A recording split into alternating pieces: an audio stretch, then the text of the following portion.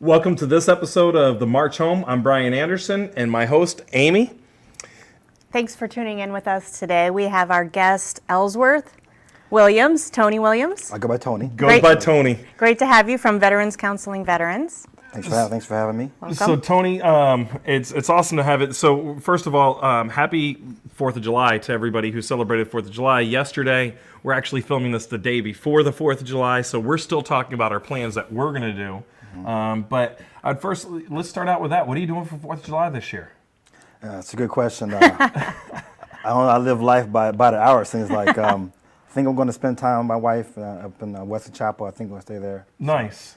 Yeah, you do live life kind of by the hour. It seems like every single time so every single veteran event I go to in the Tampa Bay area, it seems like you're there. Tony's always there, yeah. Always there, and I always see you going places. Yep. So, first of all, you got a degree in counseling. Yes, master's in counseling psychology.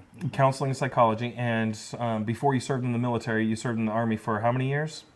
8 years enlisted and 16 years commissioned. Wow. Oh, wow. So how long ago did you retire? 2007, seemed like a lifetime ago. Do you feel like that you've actually retired since then?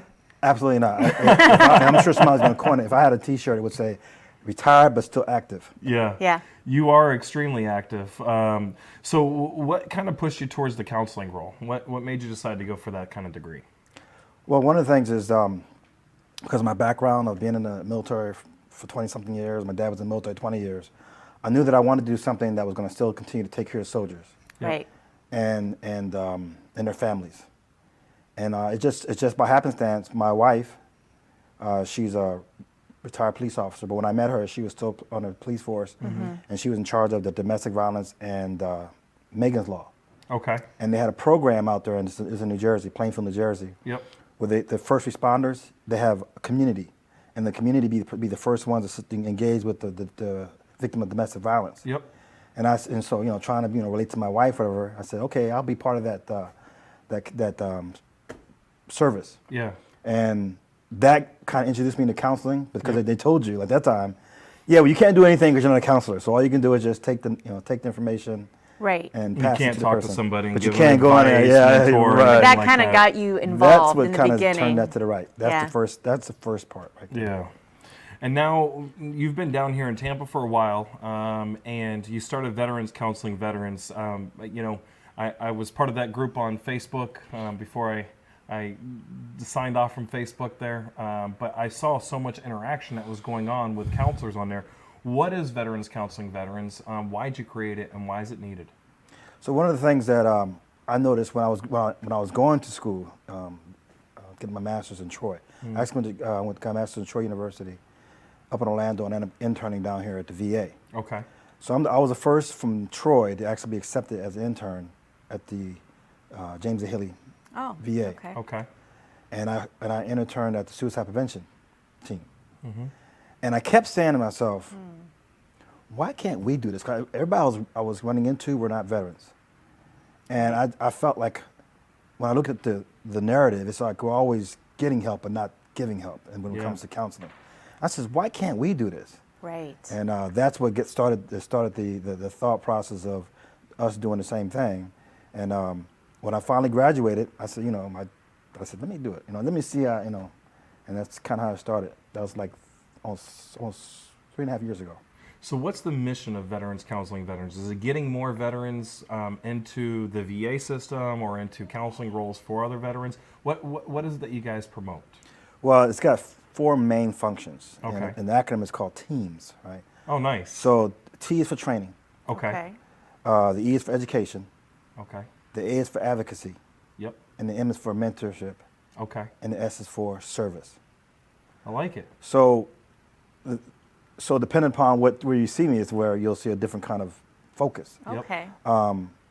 So the advocacy and the mentorship part is my number one drive. That's Yeah. what you're really Because I passionate feel about. absolutely, and I feel like one of the disadvantages we have as veterans when we get out of the community, most of us join the community where we are our last duty station, and we have very little networking. And most people in the civilian world, not most, but a lot of them are networked already, and we don't have anybody out there who's networked. Yep.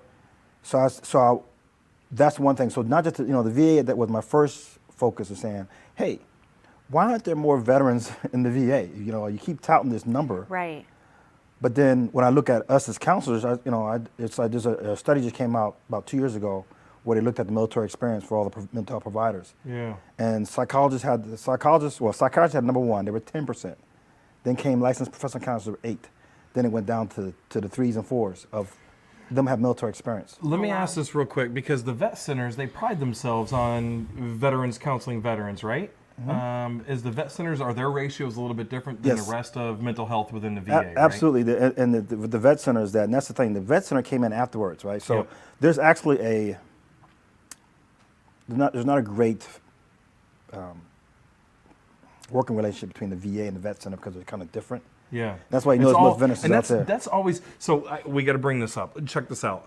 The VA, we've got the Veteran Affairs, Mm-hmm. right? You've got the Veterans Health Administration, and you've got the Veterans Benefit Association. Then you've got, and under benefits falls a lot of things, but the vet centers actually are kind of a fall off of its own, not Yes. under VHA, Right. Veterans Health Administration, or VBA, Veterans Benefit Administration. They're kind of just fall underneath the Veteran Affairs. Right. Something that I've seen on Facebook, it's so interesting. You talk to somebody from Veteran Benefits on Facebook or another type of way, and they said, well, you got to remember, we're the VBA, not the VHA. Right. And the VHA does the same thing. We're the VHA, not the VBA. So Yes. they're always kind of saying we're not the same, but it's still Veteran Affairs. To all of us, it's Still the same. Right. You guys are supposed to provide something for us, right? And Yes. is that... Yes. Well, Hidden that's a frustrations. challenge. And that's like that in the military and DoD as well. I mean, you got your little silos within the Yep. DoD. Yep. That even if we talk about when we're in the military, we talk about combat support, combat veteran, combat. Yep. They all have their own little silos, and, Right. and their own branches and stuff. Their So, own groups. so yeah, there is a, but again within itself. So that's the people don't understand. The nuanced is that the vet center is different than the VA actual VA. So providers. we just said a little bit of maybe negative. It's just organization Right. instead of VA, and let's be honest about that. But I've seen a lot of positive changes going on. They're slow changes, but I mean it's a huge boat. Right. So how do you turn the whole entire ship? But I've seen changes. What do you see the outlook is right now for the VA and veteran treatment in general going forward? Are we on an upscale? What's going on? As the challenge is that, and they'll say that when you go to a VA, you go to a VA. Yep. So each VA is so different. Okay. So that we like to paint the big broad brush, Yeah. but it's not. And It's they have really their own not. little kingdoms. So if you have if you have good leadership, it could be a total. Like my father goes to VA in Delaware. He loves that VA. Yeah. You come here and you got if you say Bay Pine, you get one reaction. You say James A. Haley, another Yeah. reaction. I've noticed that, and Yeah. I'm thankful that I get my services done at James A. Haley. Okay. Really good. But I remember when James A. Haley had 5 acting directors over a year period. Right. Right. That was stressful. But I could say this. 70% of all of our medical interns actually intern, or health professionals actually intern through the VA. Okay. know that. And They get a lot of their training there. they do, and I believe in our VA. I think that it's going to keep on growing and bettering, and I think that I think that we're on a good path. I mean, what's your thoughts on that? Are we on a good path? Well, Brian, Do you see change? this is what's key, and with my nonprofit, and even you're not a lot of nonprofits, Yep. is that the VA is a federal system, Yes, it is. but most of our problems are local. And for example, in the VA, I would somewhat should do this is anecdotal, but I would say the majority of people in the VA of counselors are not even licensed in this state. Yeah, licensed from another state. Like, yeah, And that's also, we've been talking about this a lot with transition, and how you can actually decentralize transition, how you can actually have a connection from the time you're in service to when, like during that last year, maybe you have area of operations, some freedom of movement during that last year by the VA. Right. So they can start connecting with guys before they get out, and then when they come to the local area, somehow they're checking into that community. I see that as being a positive if you're able to check into the VHA, but then you need to have, like you said, that community-based services. So the VA, I think that's always been a positive. I keep on seeing increase, especially in James A. Haley's area. Community relations have continued to grow. Are you with James A. Haley? Is that your? Well, I'm very, and again, so for me, I have a great relationship with James A. Haley, Yep. especially the chief mental health, Dr. Catalano. Yeah. When I was interning there, he gave me full reign. Okay, and when I was there, I was not only was I seeing my own clients, but I actually introduced the McDill's mental health clinic to the. Yep. They've never been introduced. Oh, really? So Wow. I was the first one to go and be part of one of their little programs. Yeah. First one from the VA, and then just before I finished up my internship, I had them come over to us and meet each other. Doesn't You it know- just make sense, right? Yeah, you think You'd that'd be a that would natural already- thing, but again, it's the difference between Yep. Yeah. DOD, just like we're having a hard time with the records, electronic health Yeah. records. Right. Such a difference between DOD and the VA.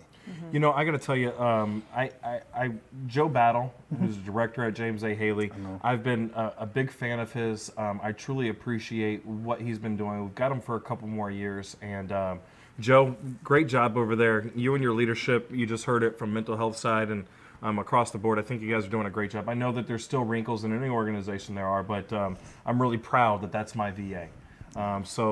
Guys, stay tuned. Thank you so much for coming on the show, Tony. Really appreciate having you on. We want to hear more about Veterans Counseling Veterans. And how can we get in touch with Veterans Counseling Veterans? Where's the place? Well, we have a website, Okay. which is the Vets Counseling Vets. Vets Counseling Vets is .org. right here. Yep, .org. It's the headquarters. I guess the office is in West 4100 West Kennedy Boulevard, Suite Okay. 214.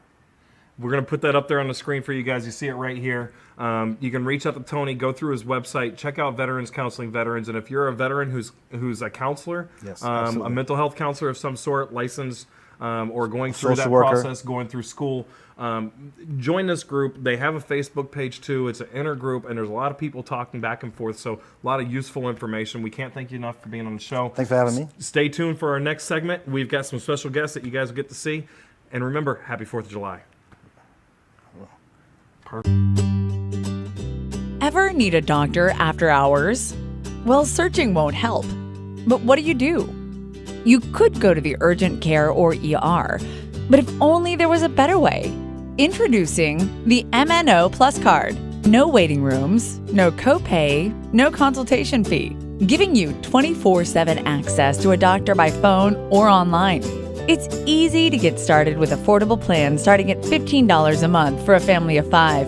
For more information, visit mnoplus.com today. Welcome to Race-Face Brand Development. You might be asking, what is Race-Face Brand Development? We are all about helping young drivers get noticed while creating a brand. If your branding isn't part of your strategy and you're looking for a competitive advantage in the marketplace, I encourage you to reach out to us at Race-Face Brand Development and let us provide you a free consultation on how we can help further your driver's career. 81% of consumers search online before even setting foot in a store. We help you create a strong foundation for your digital reputation. We help build your online presence to improve search engine rank and make sure your business information is correct across the web. You could do all of this on your own, but why would you spend more than 300 hours a year working on this? You have a business to run. Save time and put our software to work for you.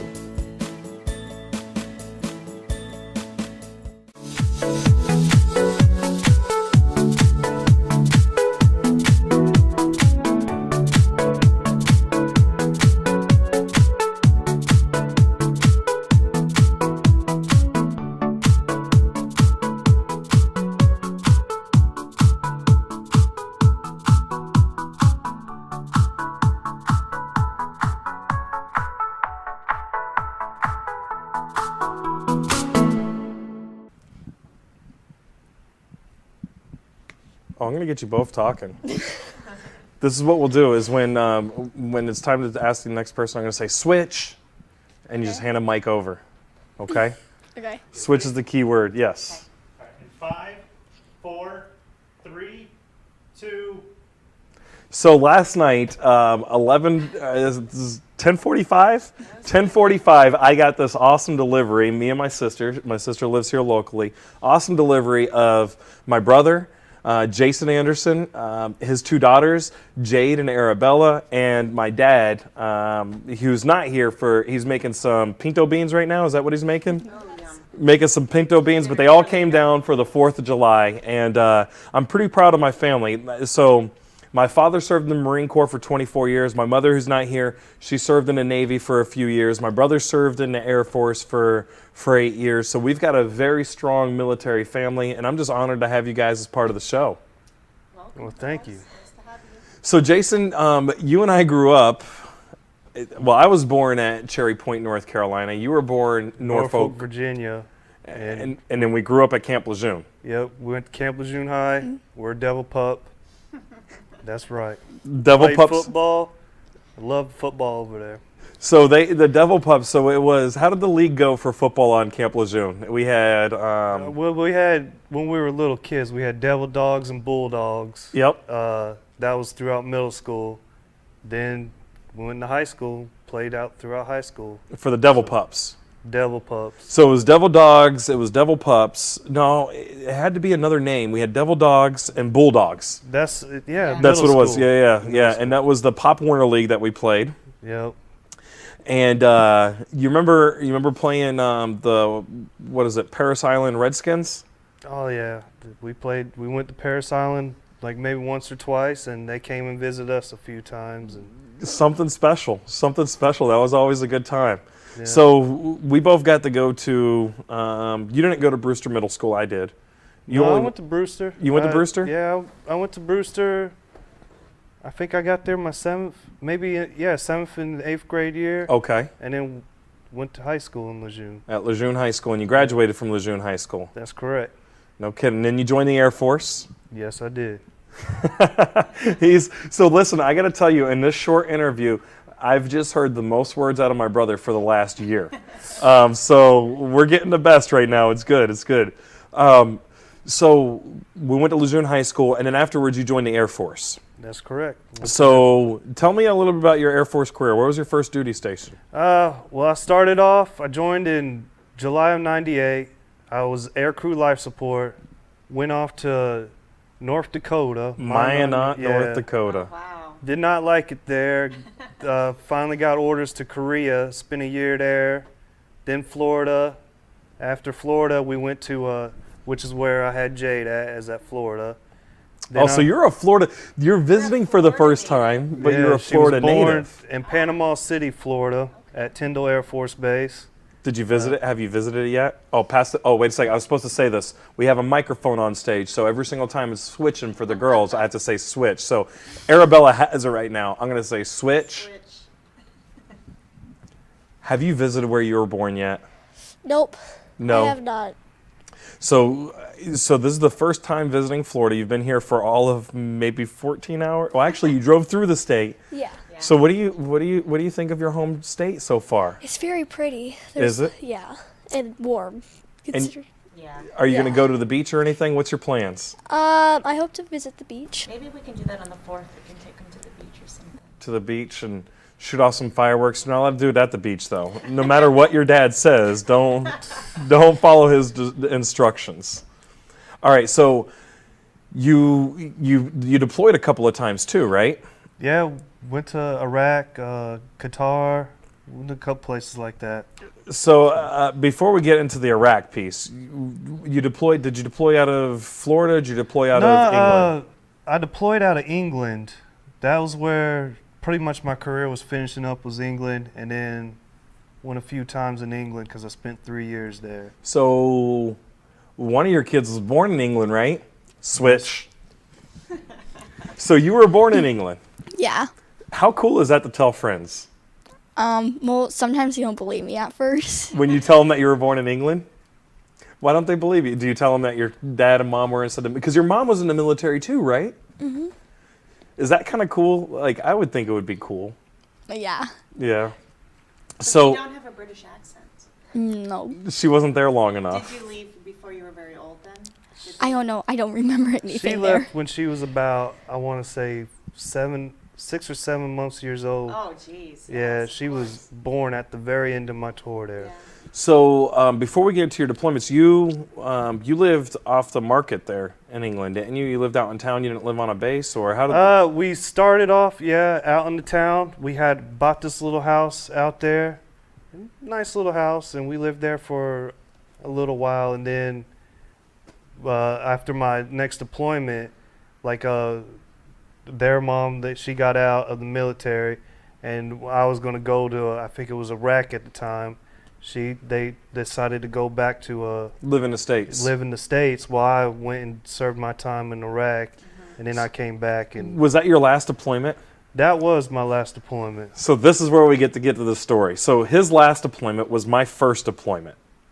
And I got there as you were headed out. You had like a month left because the Air Force only deploys for like 3 months at a time. 3 months at a time. 3 months tours. So I got there as Jason was leaving, and because my very first job, I was a print photojournalist, I traveled all of Iraq. So Jason and I got to see each other when I was there over at, what was the base? Al-Assad? I think we saw, was it Fallujah? No. Wherever we saw each other, him and I made a deal with each other. We were talking about getting out and becoming firefighters in the Houston Fire Department. Remember that? Yep, I do remember. So I'm not a Houston firefighter. Later that deployment, I got some Green Berets from 5th Special Forces Group. I got to work with those guys. They went fishing. They yanked me in, and I decided to go re-enlist and go to selection. Jason, you went a different course. Yeah, I got out of the Air Force, finished my enlistment, went right into the fire department. Houston Fire Department. Did your family, when they left England, they went to Houston? No, I got orders to Altus Air Force Base, Oklahoma. Okay. And I finished up my enlistment there. I did about a year there. And it just so happened it all fell in perfect. Like the Silver Service came up once I finished my enlistment, and then I went ahead and took it, and I got selected to be a firefighter for HFD, and I mean, the transition was smooth for me. Why Houston? Is that where? Well, My our dad- our dad lives yeah, there. he lived right there, and he kind of convinced us. It was him kind of trying to bring everybody home too Yeah. at the same time. He was like, "Hey, why don't you come live near Dad?" You know.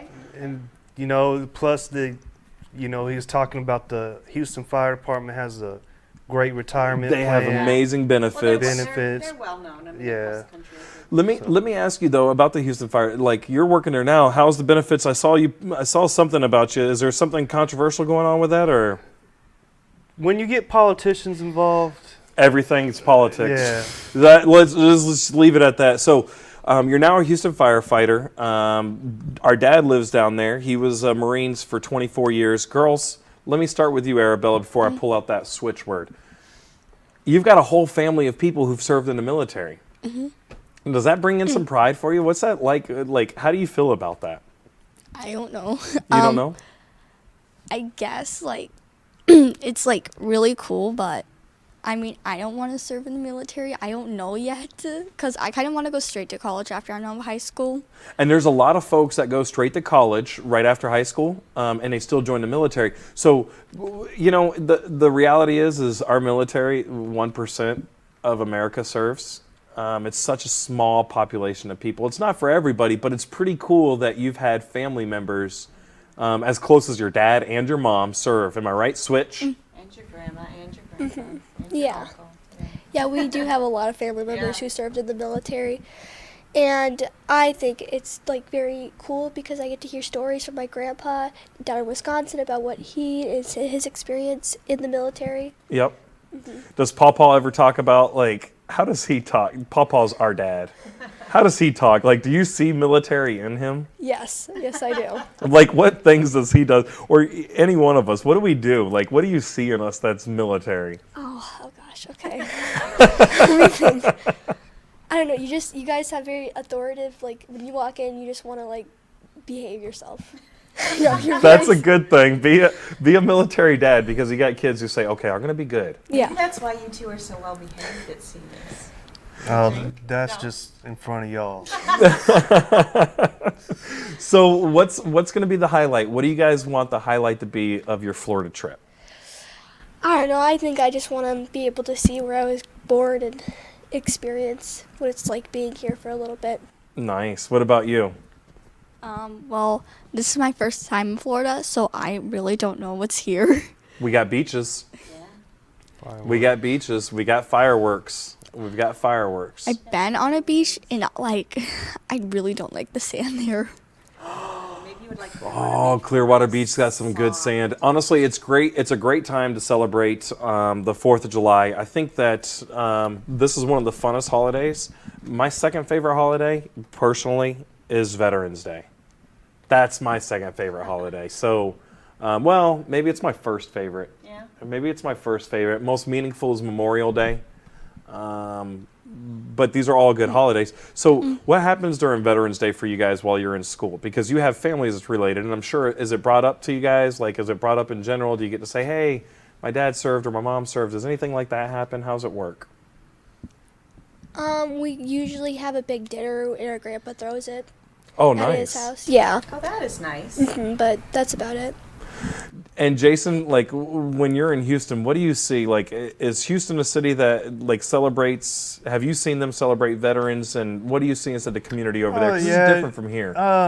Of course, all cities are going to do something. You know, when it comes to veterans, they're all have their little thing where they're going to want to do something for, just say thank you and all that. So, of course, really, they should be saying thank you to a veteran every day. But, you know, It's a reality. they just say it to one day, and there's, you know, you get all your Facebook's posts and all your thanks for doing this and that. But that's, you know, that's the only time it really happens. I think the general public forgets sometimes, until those days come around. I got to tell you, Jason, I'm super thankful for your service, and I can tell you during my first deployment, being able to see you there. That's awesome that you were able to. Not many people get to say that, so I think that's awesome, and I'm just super excited that my big brother and his daughters are here visiting for the 4th of July. American Independence Day, it brings people together. Thank you guys so much for tuning in to this week's episode of The March Home. Jason, Jade, Arabella, thank you guys for last minute jumping on the show when you guys are just ready to go to the beach. That was pretty awesome. And we can't wait to see you guys next Thursday. I hope you had a happy 4th, and we'll see you next week.